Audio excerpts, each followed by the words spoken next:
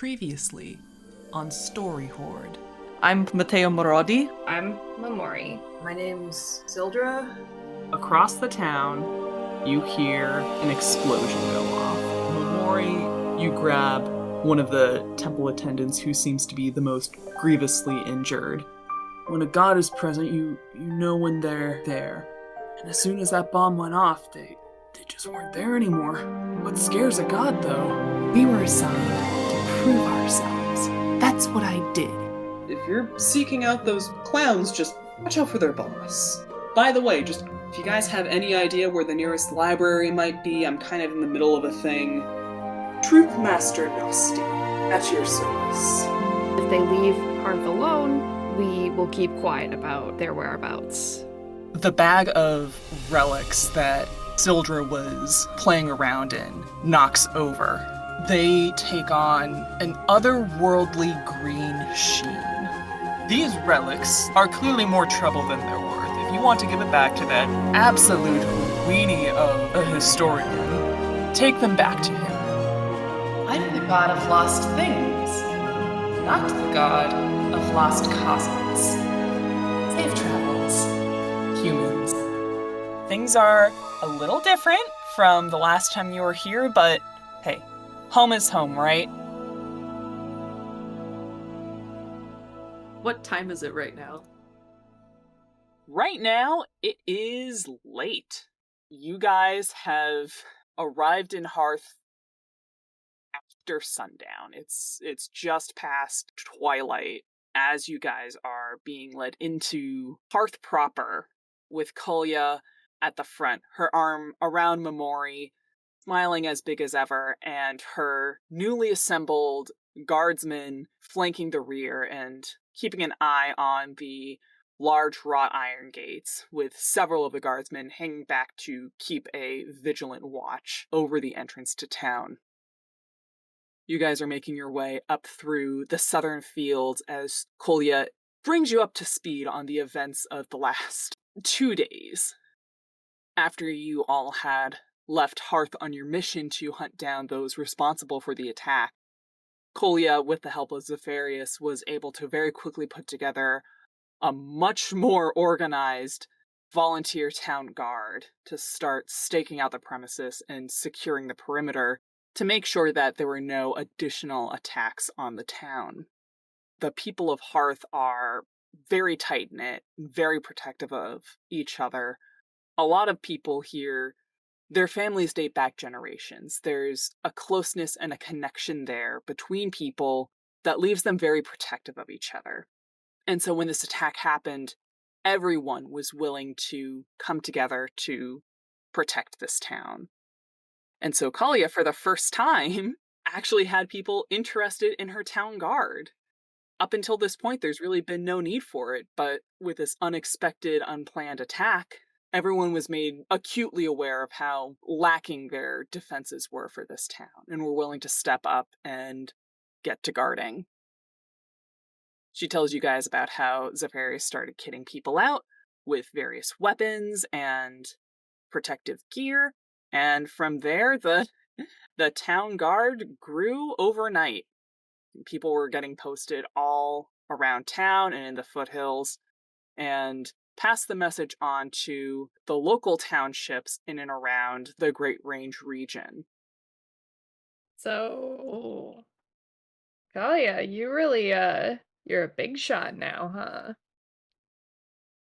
She chuckles. She says, "Yeah, well, wouldn't be here without big ol' Zephyrius really kind of showing me the ropes as far as what goes into organizing something like this. But you know, when the town needs its people, the people are willing to step up.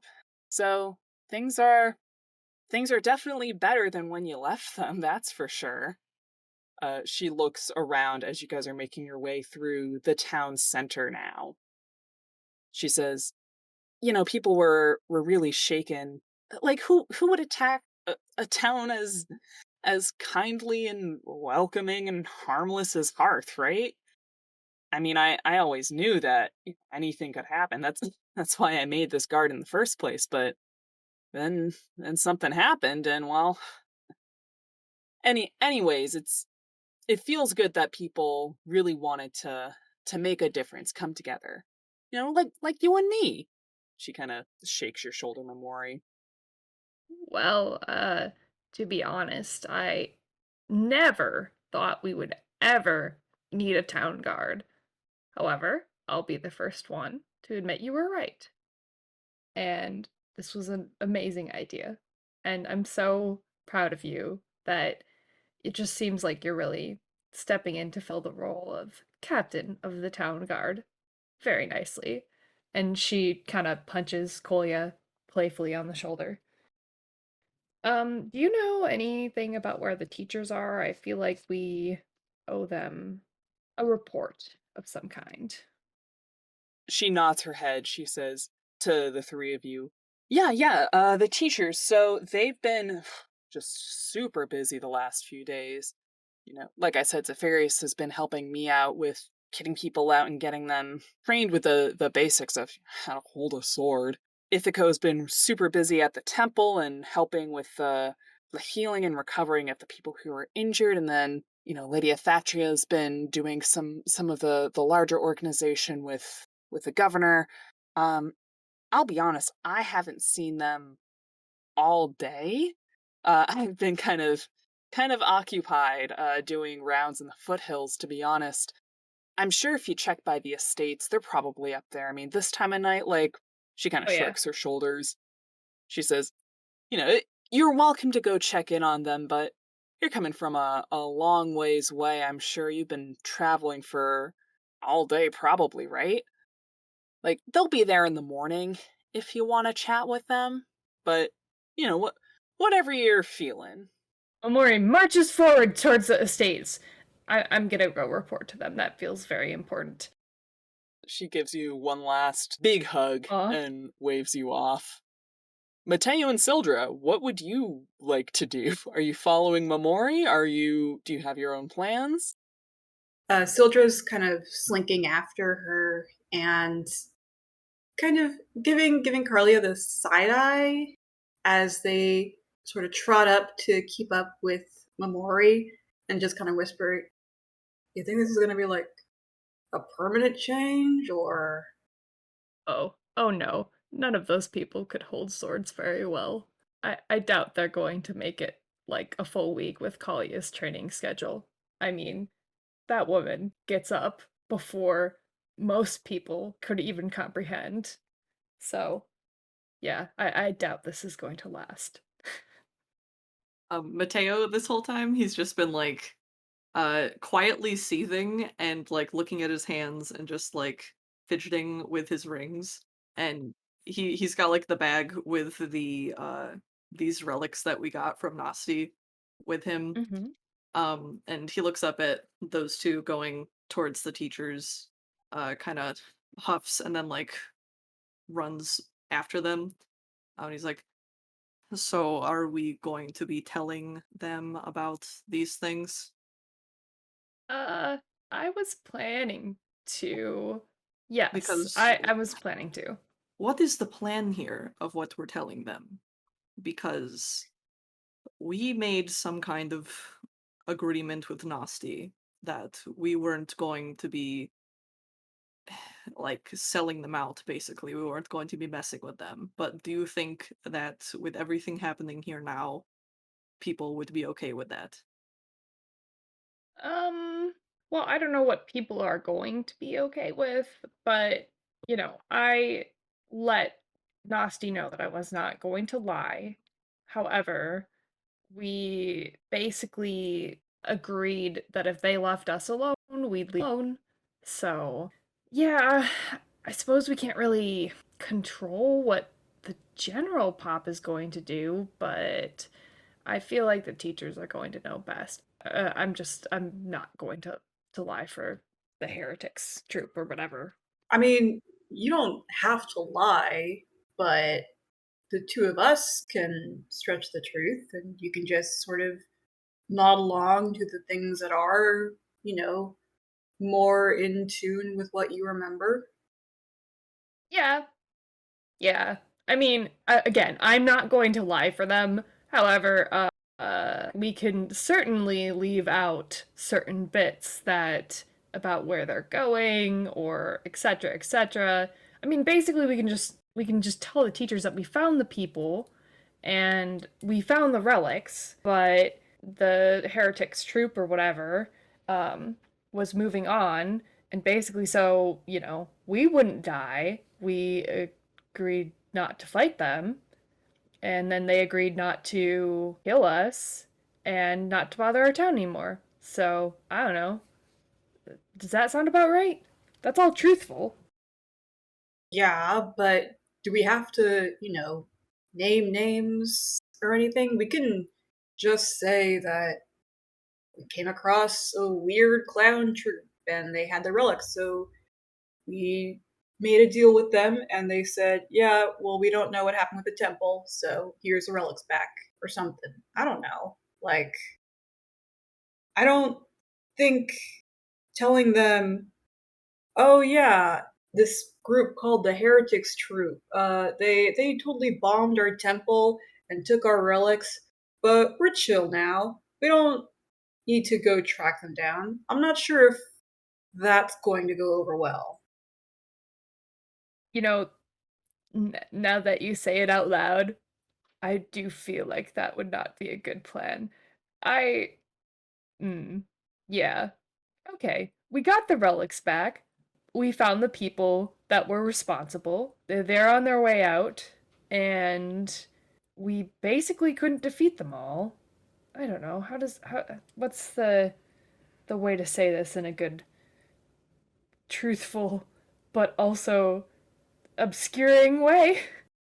All right, this is stupid. No more talking. You guys can do the talking, and then I'll just nod along. Y'all are better at talking, anyways. Tell them what you just said. Sildra kind of looks over at Momori like, what do you think? You mean Mateo? Oh, Mateo. I'm sorry. Too many M's. You're telling me. I don't know. This is it's a lot. I suppose if we wanted to keep up our end of the bargain here, we could say that we just found an abandoned cart that had the logo on it, like we saw. There's no one there, and all of the relics were there. We don't know what happened to them. This feels like a bad plan, but you guys can do the talking. I'm tired. I want to give Zafarias these relics. I want to be done with this. Like, don't make me lie, but yeah, we got the relics back. Bring the people back for justice is basically it. Yeah, if they ask you anything, just stick with that. Yeah. Specifically you. All right. Yes. Okay. Sure. Mateo puts his hand on Momori's shoulder and looks at her very seriously and says, "You died, basically.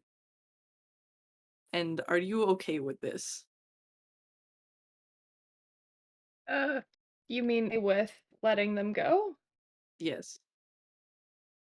Um, well, yes. Yes. I kind of have bigger fish to fry at this point. So, um, yeah. This is fine. You're an odd one, Momori. Mateo starts walking.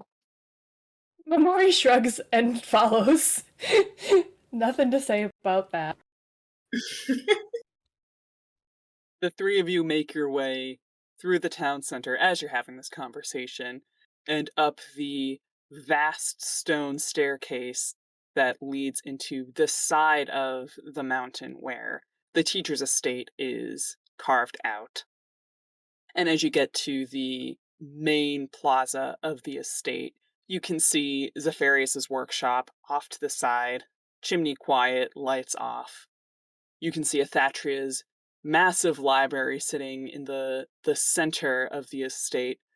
Again, lights off, people home for the day.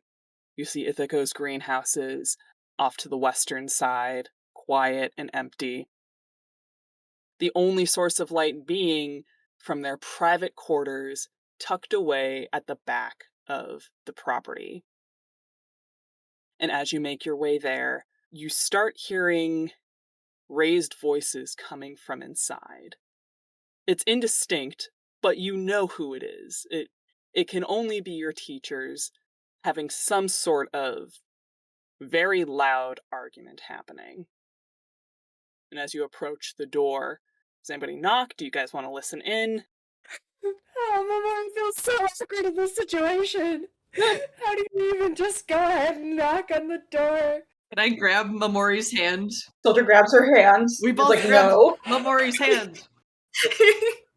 Why can't either of you do this? Why can't you take your own hands and knock? Alright, Momori knocks on the door with these losers. No. Forcing No. you to. No, we're preventing you. This is an intervention. Oh, you're preventing me. How do we roll for this? Oh. Did we do Well, something here? Momori's not trying that hard. This is like a sigh and a going to knock. Momori's not trying that hard. This is a socially awkward situation.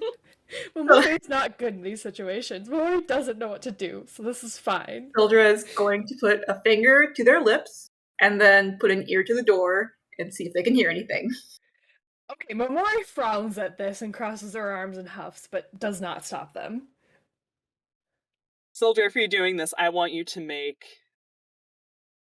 an investigation roll for me. First roll of season 2. Let's go, let's go, let's go. Investigation 12. And Mateo also do this? Yeah, absolutely. Roll to eavesdrop. See what you can pick up. Good lord. Okay. I got a 6. That's with a +4. Ooh, okay. That's rough. Mateo, you pick up that it's not a pleasant conversation, but you don't have your ear to the door like Sildra does. Sildra, on a 12, ear pressed up against, trying to listen in. It's not clear 100%, but you are able to make out what sounds like Zephyrius's voice coming in from a distance. And it sounds like him saying, "How many more times do we have to sit through this conversation? I told you, ladies." It's muffled. You think you hear Athatria's voice now, saying, "What's done is done. We are not bringing this up again. I swear, if..." And now you hear Ithaco's voice cutting through. And Sildra, you're close with Ithaco. These last few years, the two of you have really come to understand one another and find comfort in each other's company. She's a very centered individual. If a little airheaded at times, you've never heard her this upset before. As she is pleading with the other two, you can hear her say, No, something's changing. I mean it. We have to do something about this. It's been too long. Please, both of you. I know what's done is done, but surely there's something we can do at this point, right? As you have your ear pressed against the door, Sildra, you can hear footsteps coming closer as Zephyrius says, I need to take a walk. I cannot with this conversation topic. And you hear his hand on the door handle. Sildra is going to very quickly knock on the door. Clever.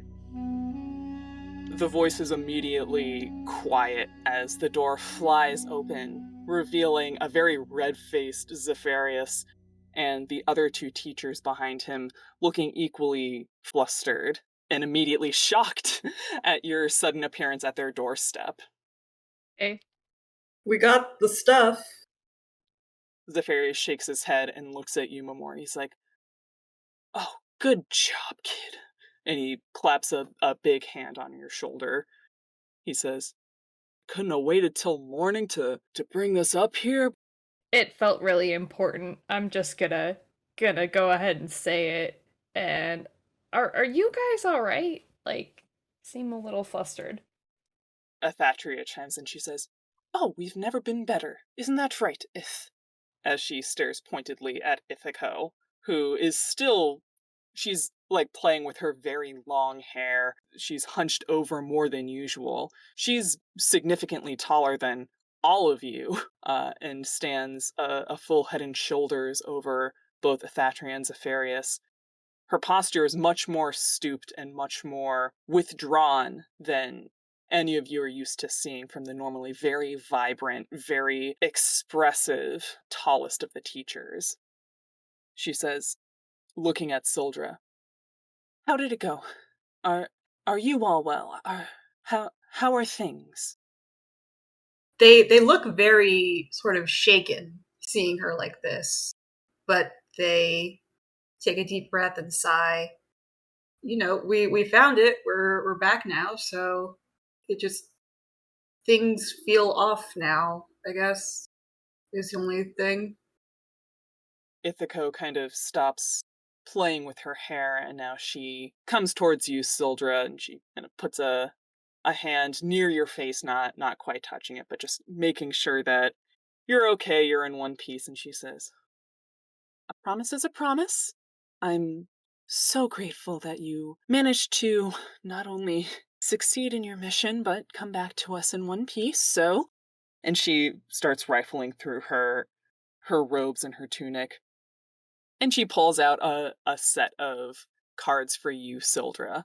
And she puts them in your hand and puts her hand over yours with a soft smile, looking a little bit more put together now. "Use them well. Scam wisely," she says with a smile. Momori stares at Zephyrius. "It was a busy day, what can I say?" Momori stares harder. "You never reward me with gifts for doing things correctly or keeping the forge clean." He rolls his eyes and starts rummaging through his pockets. No, whatever is in there, I don't want it. I regret everything immediately. He pulls out, like, a dirty working glove and slaps it in your open hand and says, "For your troubles, kid." Her face into her palm. "Oh, great. Wonderful. Just what I wanted. Thank you so much, benevolent teacher." He has, like, a small wry smile on his face as he's looking at you, Momori. He says, "You did good, kid. Knew I could trust you out there. Keep these two knuckleheads in line. Hopefully you weren't put through too much of a ringer. I mean, you came back in one piece, right?" He's looking you over now. Momori, sweats, but nods. Yep, everything went great. Definitely here in one piece. Yeah. Athatria speaks up. She says, "Please, I know it's late, but the three of you, can I..." And she opens up the doorway further. She says, "Can I offer you three a cup of tea for the evening? Sit, rest yourselves. You can all be on your way in a minute, but clearly you've had a long journey, and we are grateful." Yes, please. They usher you into their home, which none of you have been in before. You've all spent time in their respective workshops, in their library, and in their public quarters. Their private quarters is a different matter. Their home is built into the side of the mountain, quite literally. And as they usher you through the front foyer, what looked like a relatively unassuming outside facade opens up into a massive, massive front hallway that seems to go on forever, with sprawling rooms and hallways and passages leading in every direction into the mountainside.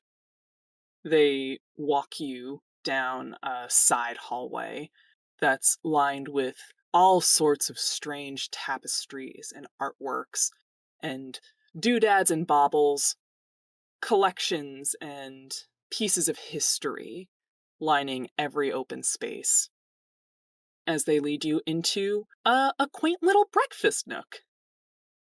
They sit you down as Ithaco goes to put on a pot of tea. Zephyrius and Athatria sitting to one side of a large table while the rest of you sit on the other.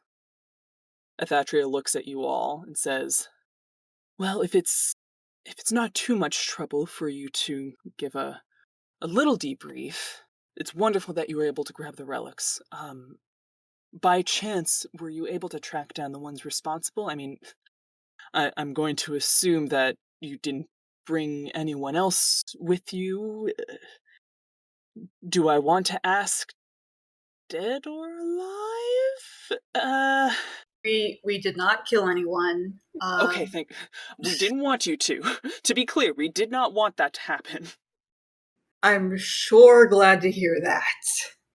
No, we came into contact with the god Lost Things, and we got this rabbit, and got on track to find our lost things from the temple, and I guess, like, they got into some kind of scuffle, because there was, like, a broken down, like, wagon with the symbol from the flyer on it.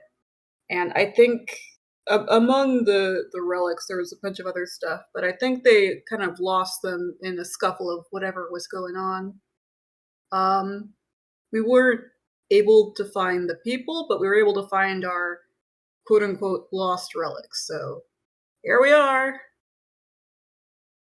Athatria and Zephyrius are both nodding along to your story, and as you mentioned the god of lost things, Zephyrius kind of snorts a laugh and rolls his eyes, and Athatria kind of smacks his arm to tell him to be quiet. But they both seem content with this version of events, and Athatria says, "Well, it is a shame, and considering that we don't have the perpetrators' whereabouts on hand, Zeph, I think it may be best to keep working with Kolia to keep this guard in place. Probably safest for the town that way. But retrieved relics is something to be grateful for. Truly wonderful work from the three of you. We are deeply, deeply grateful." Zephyrius chimes in. "Yeah, okay, but the god of lost things, I mean, how... They're still around? What's it been? 300, 400 years? He's still sitting... How is he still around at this point? How is he not faded into nothingness, tree? I mean, come on. Who still worships that one?" And she rolls her eyes. She's like, "Zeph, it's been 200 years since you've had that spat with them. Truly, you can let go, right?" How old are these people, Grace? Old. Elders. Geriatric discount. I didn't know they were that old. Did Momori know they were that old? It is general knowledge in the town that your teachers are old. They're not just old people. Your teachers have lived in this mountainside estate for longer than Harth has existed, which, according to the town records, is at least 350 years. Dear God. Yes, they are. Gross. Who No. knows? Momori looks slightly uncomfortable at this then, but says nothing. No one told Momori. Ithaco comes in with a platter of tea and biscuits and sets it down in front of you. She says, "Well, it's certainly great to have you all back, and, well, if your adventure was only as exciting as meeting the god of lost things on the side of the road and getting a little help there, all the better. Sometimes the best adventures are a little on the boring side, but what's done is done. And we move forward from here." And she's still a little tense around the eyes, not fussing with her hair quite as much, but compared to the state that she was in earlier, she's certainly more composed than she was. Mateo grabs one of the cups, like folds his hands over it. Is this decaf? Athatria chuckles. She's like, at this time of night, absolutely. Mm. No, we were quite honestly about to turn in right before you rolled up to our doorstep. But wonderful that you came in. We were able to touch base a little bit. We certainly don't mind having you all here. Momori smiles and sips her tea, content with this. You all sit around the teacher's table for a little while. You finish your tea, and eventually they wave you out to turn in for the night. It is late. You left the troop at around noontime, and it took you several hours to get back to Harth, and another couple of hours spent at the teacher's estates. So they're more than happy to send you all off to bed. And on your way out the door, Athatria calls out after you. She says, if you could do us the favor of bringing those relics back to the temple tomorrow morning. We've got quite a handful of things on our plate ourselves, and it would be a huge favor, much appreciated as usual, if you could just run that errand, and we will see you tomorrow. Not it! Not it. Zephyrius looks at the both of you unimpressed. He says, you're all it. Get those relics to the temple, and we wash our hands of this mess. Last mission. Ugh. Alright. Night, all of you.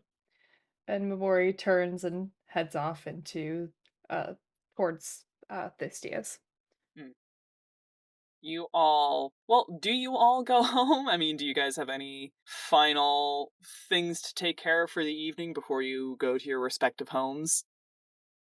Momori's just gonna go to bed. That's I don't know fair. about these clowns, but... Yeah, Mateo's gonna go home, I guess. Sildra kind of lingers and looks back at Ithaco. She looks down at you, Sildra. She puts on a smile. She says, oh, Sildra, whatever is the matter, dear? What troubles you?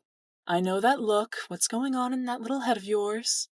Look, I'm not troubled. I'm just, you look troubled, and it's weird. Okay, it's you're not usually looking, like, and they gesture towards Oliver. That, like, are you okay? Her small smile gets smaller, and eventually she's looking down at her hands before looking back up at you. More vulnerable than she normally does. She says, I'm not so good at putting on that brave face anymore, I suppose. She shakes her head. She says, it's just a spat between me and the others. It's inevitable when you live together as long as we have. Nothing to trouble yourself with, dear. Just ancient history, Some things can't quite put to bed. They kind of lean in a bit and whisper, do you need me to pickpocket them? Because I'll totally pickpocket them. Is that your solution? She laughs at that. Her normal smile is back in place. She puts a hand on your shoulder. She says, that's very kind of you, my dear. She winks. She says, maybe in the morning, if you happen to swing by the library, maybe move a certain jar of pens off to one side, or maybe leave Zephyrius' workshop door open to let some flies in. Just some incidental mischief if you happen to be in the area. If you don't, I will. And she giggles. They, kind of give a small wink without smiling and just, way ahead of you, and walk out the door with their hands behind their head. The three of you make your way to your homes. It's been a long day.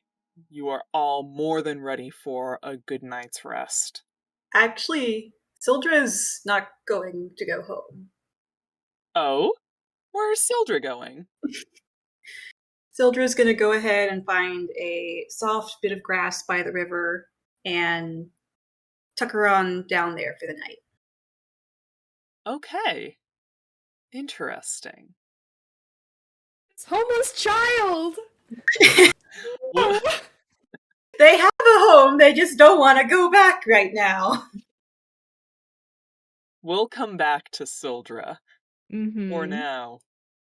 Momori, you make your way back to Thistia's home, and it's late, and the lights are off when you reach the front door. You make your way inside, quietly, I would hope, and tuck yourself into bed, but not before seeing a note left on the kitchen table and a fresh, still somehow warm slice of raisin bread waiting for you. The note is from Thistia saying, "Not sure if you'll be in tonight, but just in case, a little something to get you settled back home." Oh, Momori like picks up the note and tucks it into her pocket, and then she inhales the raisin bread and walks over into her room and collapses into bed. Mateo, you get back to your home, and there is a light on. As you enter the front door, your mother, Armani, is sitting in a chair working on some small piece of embroidery. Nothing too ornate and elaborate, just something to keep her hands going. And as you walk in, her face whips around to the door, shocked that you're coming in, but why else would she be staying up if not to wait for you? She says, "My son, finally back. Good, good. Took you long enough. Certainly was quite the errand you had to run for your teachers." She gets up and looks you up and down. She says, "Are you well? I'm fine, Mother. And you brought the eggs, correct?" The eggs. "Yes, the eggs, Mateo. It's midweek. I need..." She pinches the bridge of her nose. She says, "I don't ask much of you, my child. It's midweek. You always get eggs midweek because we need eggs by midweek. You go off for an errand, you can't come back with regular eggs. So you're so far off the beaten path that it's... I don't even like eggs. Well, it's not always about you, now is it, my son? Sometimes your poor mother just needs some eggs with her breakfast." Well, it's too late now, so I'll go in the morning. "In the morning, when I need my eggs the most, you will go in the morning. Certainly. I'll wake up early so that I can get the eggs. You won't even be awake yet. The eggs will be here." She huffs, and she starts walking towards her bedroom. She says, "I'm glad your errand went well. And yes, preferably before I wake up in the morning. Eggs would be quite nice." And she closes her bedroom door.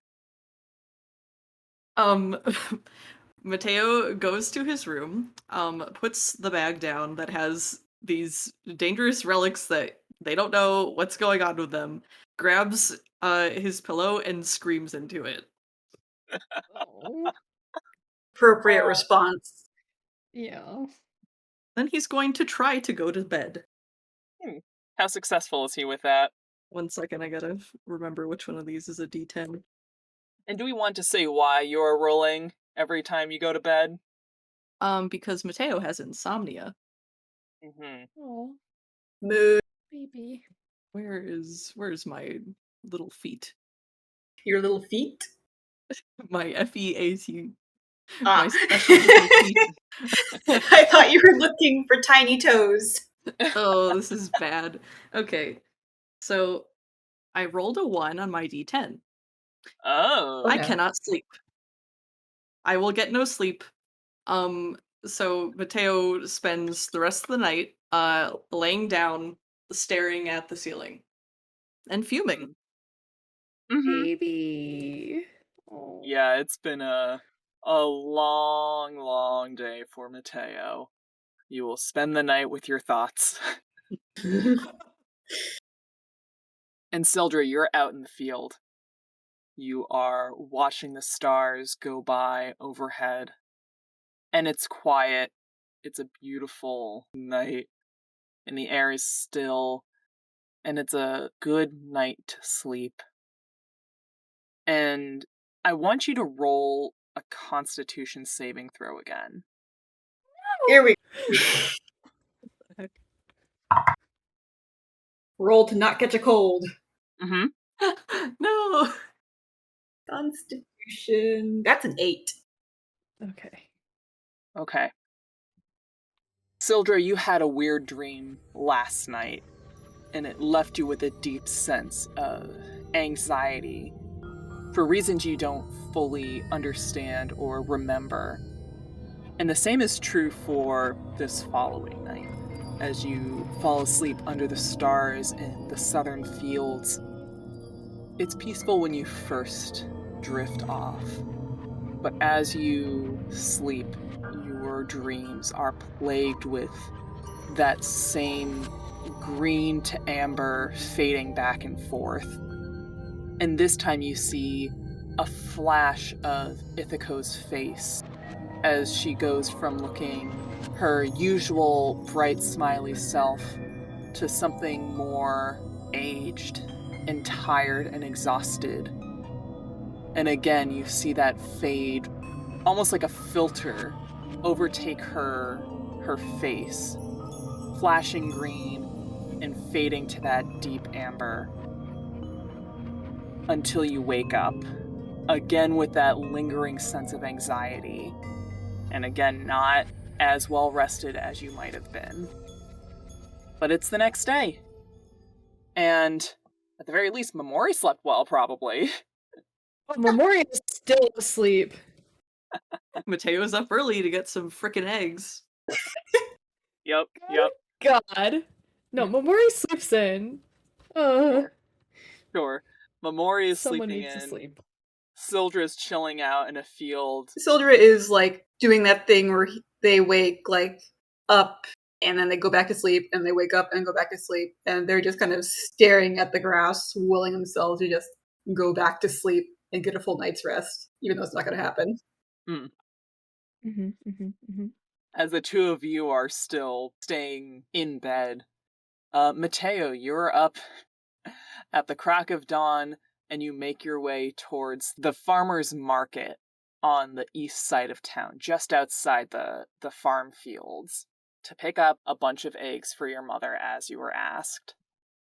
And as you enter the farmer's market, you see a number of stalls run by various farm-owning families in town.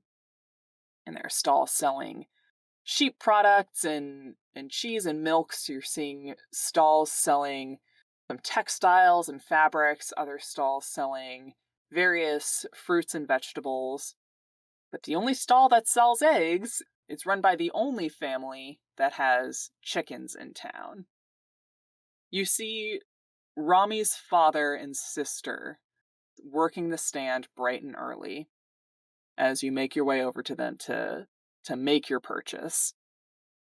Rami's father sees you, kind of tips his hat as he goes back to organizing some of the stall's contents.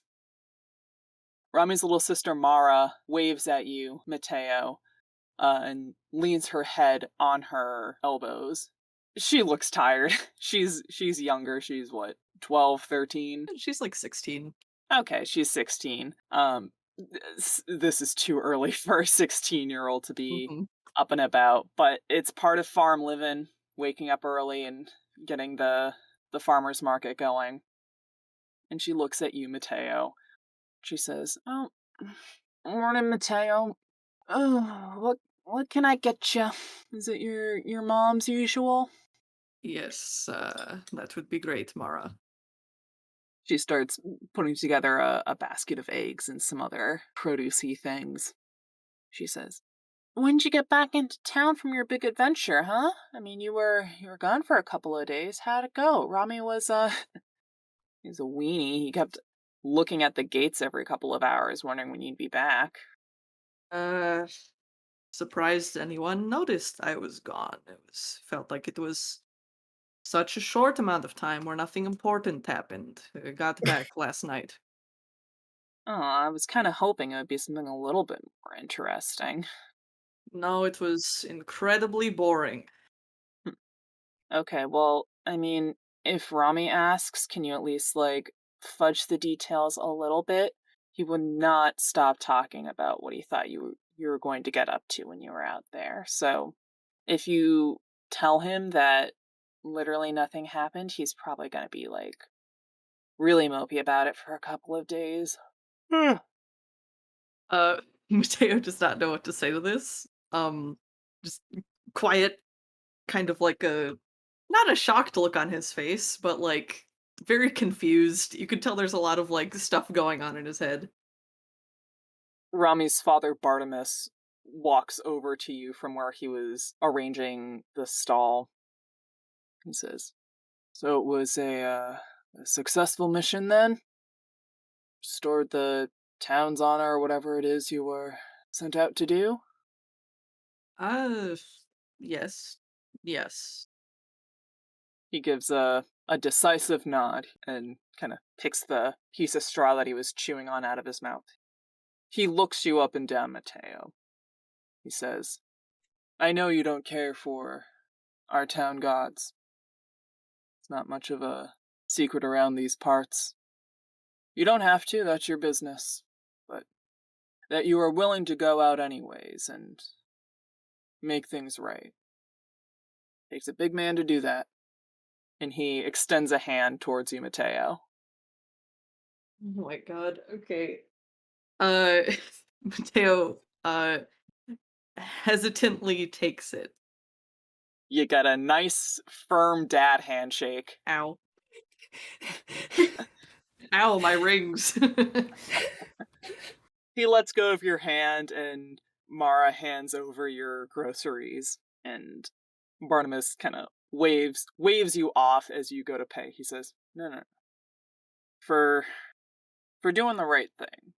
Even if it wasn't easy, it was appreciated." You're a hero. Yeah. You get the hero discount. You don't have to pay for your eggs.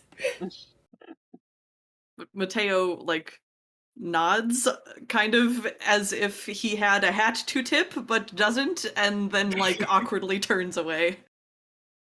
Mara calls after you. "Just remember, Rami wants a good story. Figure something out." Okay. Good lord. Mateo, you make your way back to your mother's home and drop off the eggs.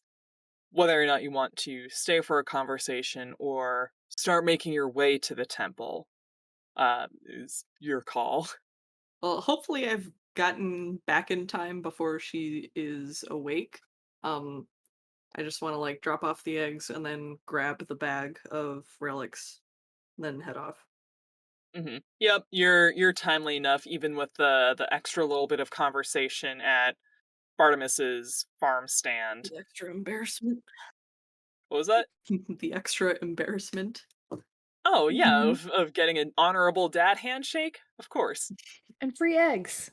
and free eggs. Pocketing the money. You drop off the eggs at your home before grabbing your bag full of relics and making your way towards the temple. Can Momori and Sildra join? Yes, you absolutely are going to be on your way. Momori, you roll out of bed soon enough. You don't sleep the whole day away. Thistia gets up relatively early every day to get the bakery up and running, and her kids are out of bed not too long after. And so you're woken up by the commotion of the morning getting started. Momori, as you walk into the kitchen, Holly and Windy immediately bolt towards you and start grabbing at the sides of your tunic, pulling on you and just asking you a million questions a minute before Thistia kind of waves them off and gives you a big hug before Aw. checking your face over. and catching up with you. She says, "Oh, there you are, sweet thing. Oh, I was so worried. I know you weren't gone for all that long, but I know it was a big mission and things were pretty crazy here in town, and I'm sorry I wasn't able to stay up to welcome you in last night, but I saw you got the raisin bread, and I hope that was welcome home enough for you." That was fantastic this year. You're you do more than enough. I can, go ahead and take the deliveries, but I gotta run do something really quick first. If they Oh, can wait until hun, you take the day. I mean, you've been off adventuring, doing town services and hunting down people who bomb temples, and you're good to take today to recover. Don't you worry. I mean, I've been running deliveries. I mean, these two little rascals here, and she ruffles her girl's hair. She says, these two, normally they're good about running errands for me, but, well, when Kalia started putting together a town guard, they stepped up real quick. And they're beaming at you, Momori, with Aw. big, toothy smiles. Holly's missing one of her front teeth, a very recent missing tooth that she's very proud of. And they say, "We're gonna be town guards too. We're gonna protect Harth." And Wendy smiles big and kind of strikes a pose and says, "We're gonna be soldiers. We're gonna be warriors. We're gonna defend the town with our blood." Thystia kind of makes a face. Yeah, that Kali has been giving a whole lot of motivational speeches. They really just kind of run messages back and forth between the scouts. It's nothing quite as serious as what they make it out to be. Momori smirks and pats them on the head, and she's just like, "Well, before you do all that, which is all great and important work, as your mother and I both know, you better run along and do your chores first, because great warriors do not forget to take care of their mother."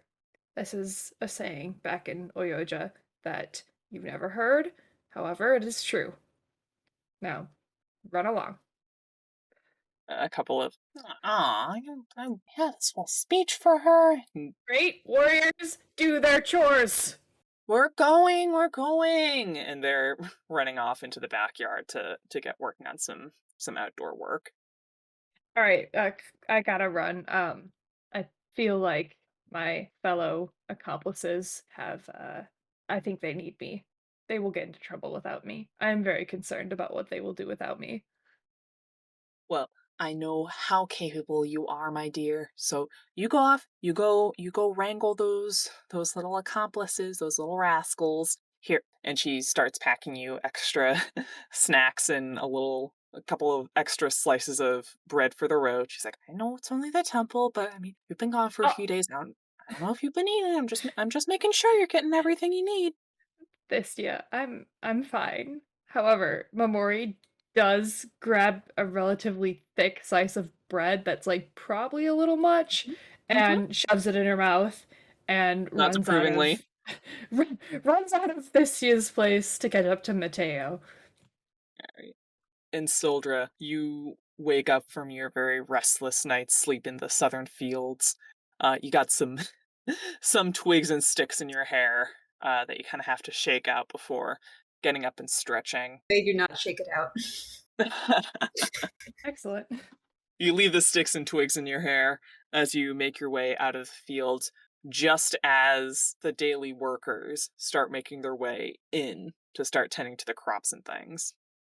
As you pick your way out and walk towards the temple, you pass by your older sister, Pallas, who kind of has to do a double take as she's walking by you. She's kind of rubbing the sleep out of her eyes as she goes to tend to her daily duties in the fields as a farm druid. She was one of the prodigies in your family as far as magic users were concerned, and rather than pursuing a career in the temple, decided to use her magical prowess for use in your family's fields. And she turns back towards you, Sildra, and she says, "Oh, hey, Sildra, when did you get in? I thought, did you sleep out here last No, night? I they look very uncomfortable. Yeah, camping on the road. I just got back. Yeah, She walks over to you and she's looking you over and trying to pick twigs and sticks out of your hair. they kind of like swat her hands away with like, "Yep, I'm fine." Yeah, expected.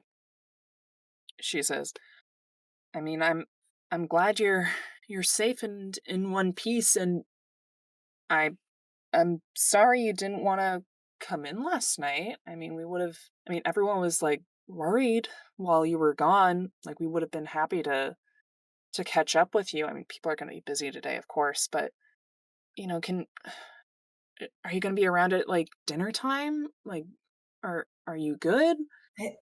I told you, I just got in. It's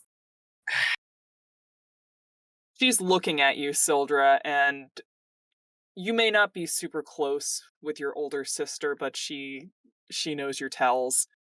She chooses not to say anything, and very quickly you both hear your father in the distance calling her name, and she looks back towards his voice and back at you, Sildra, and she's like, I'll be around today, if you want to check in later, but she kind of like brushes your cheek and gets a little dirty spot off with her thumb before you can bat her away, and she's like, I'm glad you're back.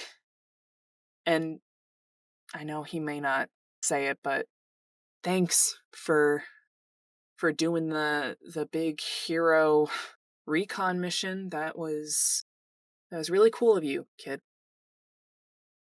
they kind of blush a little bit at that, like a little bit flustered, and they very firmly do not make eye contact, but their mouth is twitching, and she knows that means that they're trying not to smile. Yeah, well, it's good to see you. I know you're busy. You go do your Sildra stuff. Hope the fish are biting today.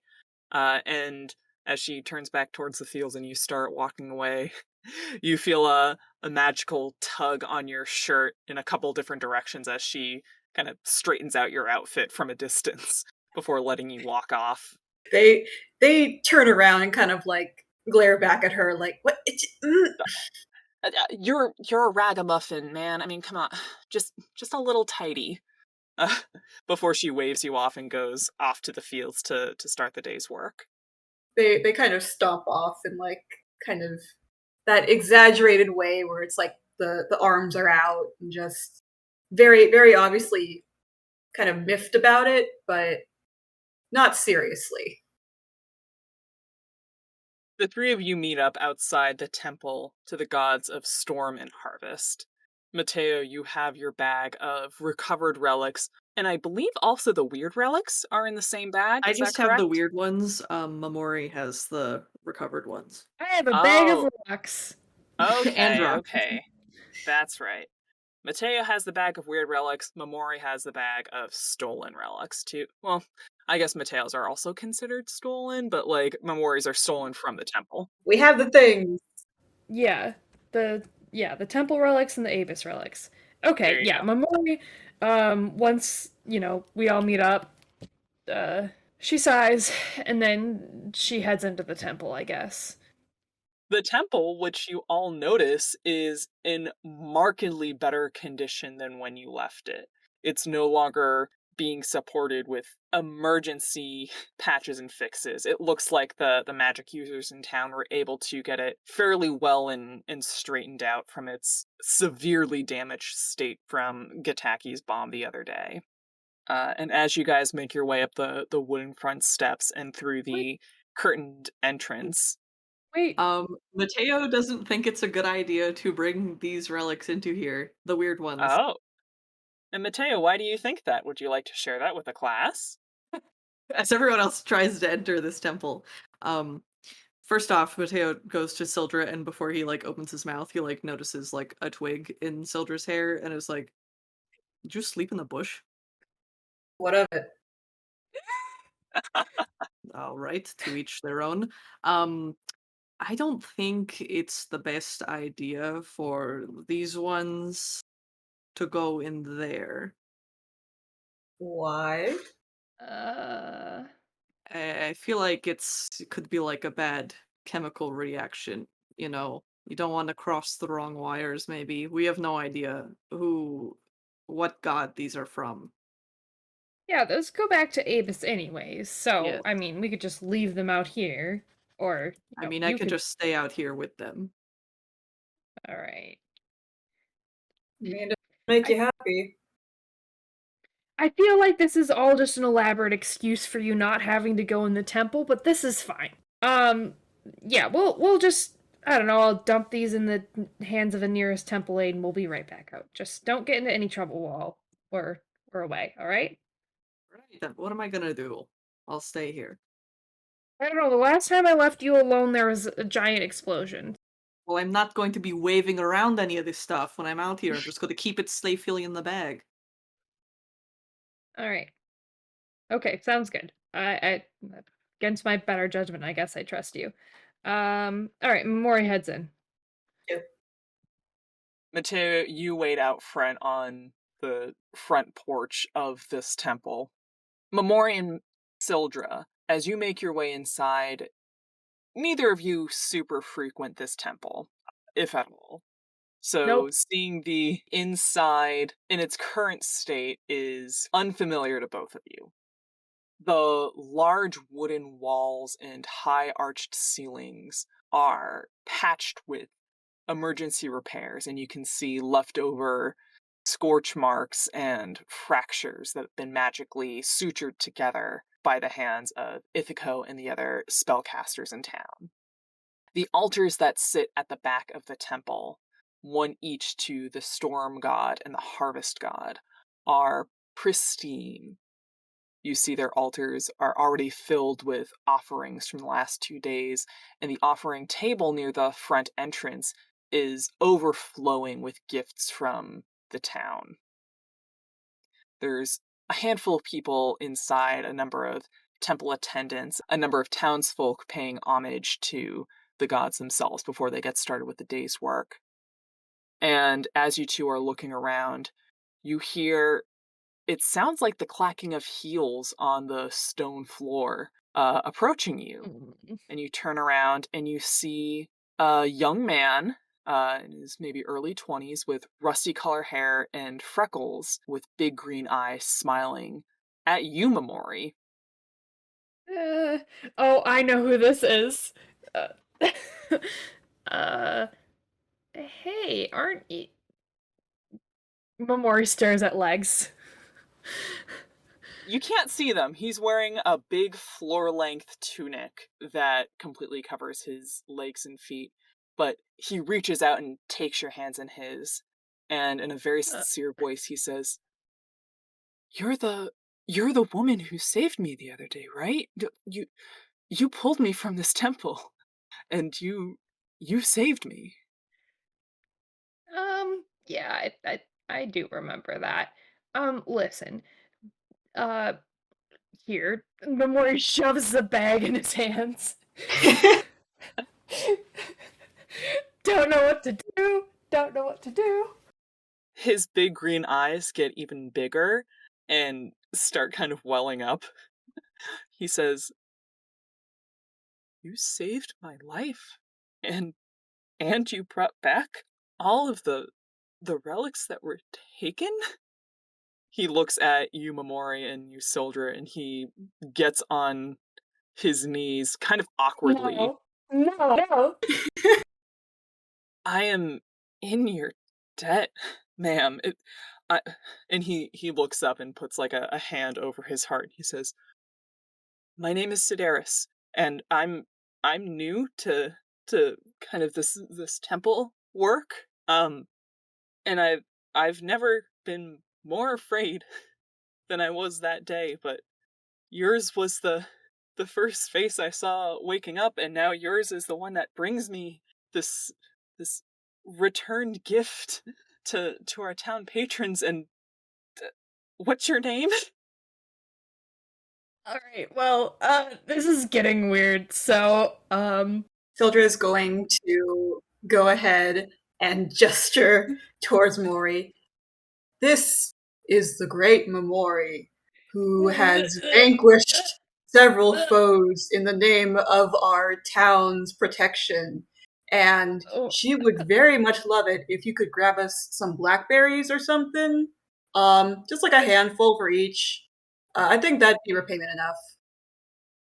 This young man sprints with the bag full of now returned relics and leaves them between the altars of the gods of storm and harvest, and rummages around, picking up some fresh fruit offerings here and there, as well as going towards a separate table full of like snacks and things for temple visitors, and hands just a full armful over to you, Momori. He also adds, he picks up a couple of flower crowns that were on a that's side cute. table, and crowns each of you with one. He says, "You know, when Captain Kalia told us that you guys were sent out to retrieve what was taken from us and to make right what was wrong, I knew you could do it. You know, I knew you had the blessings of our gods, and this is proof of that. Clearly you are favored by our gods, and if you weren't before, you absolutely will be now. I mean, what a wonderful act of service in their names from you two." Momori looks at Sildra. Sildra's munching on fruit. Momori looks like she swallowed a lemon. Sedaris looks at you, Sildra, and kind of looks at you closer. And you see this look kind of pass over his face, that he's thinking a number of thoughts at the same time, before saying, like, You're Sildra, right? Sildra Corey?" Immediately stops chewing. Weren't we in the same spellcasting class as kids? What's up? Suddenly very awkward as well. Sildra is suddenly very unconfident in this interaction. Nothing much, I guess. Grabbing some relics and berries. How's the leg? His face turns bright red, and he goes from being kind of starry-eyed at Momori's everything, and is now shifting uncomfortably and kind of playing with his long flowing tunic. He's like, legs are good. You know, one of the great things about being a temple acolyte is that the gods really appreciate when you put yourself in harm's way in their name. So I mean, I'm walking again, which is just so grateful to them for making that happen. Really blessed about that. And as he's shuffling, you keep hearing that like clacking sound. Oh my god. Oh no. Oh, this is Maddie speaking. I feel like he's got goat legs. Definitely. Let's just... Definitely. Yep. Well, Momori's done with this conversation anyways. She kind of grabs Sildra's arm. She's like, well, good talk. See you around. Momori pulls Sildra out with her. Sildra is not resisting. Clacking follows after you guys, and Enjoy the relics. Sedaris says, please, I mean, can we please give you some sort of means of properly thanking the heroes that brought back our relics and restored the righteous honor of our town? Thanks for the berries. As you two are running out the door and kind of forcing your way out, Mateo, you've just been chilling out here, just kind of minding your business, seeing the town start to wake up. Trying not to fall asleep. Trying not to fall asleep. only for Mateo and Sildra to slam the door back open, or slam the curtains right out in front of you as they're chased by a very, like, clickety-clackety temple attendant who looks all sorts of flustered. And as he's chasing after them, you hear a combined set of voices call after the two of you, saying, We request an audience with Mateo, Momori, and Sildra. as the gods of storm and harvest make their presence known in this temple. Yeah, I'm gonna take a rain check on that. Hey! Story Hoard is produced by Grace, Maddie, Margaret, and Kev. Our theme song was written and composed by Vocal Outburst. Follow for updates and artwork on Twitter and Tumblr at StoryHoardPod, or visit our website at storyhoard.card.co. You can find all these links and more in the description of this episode.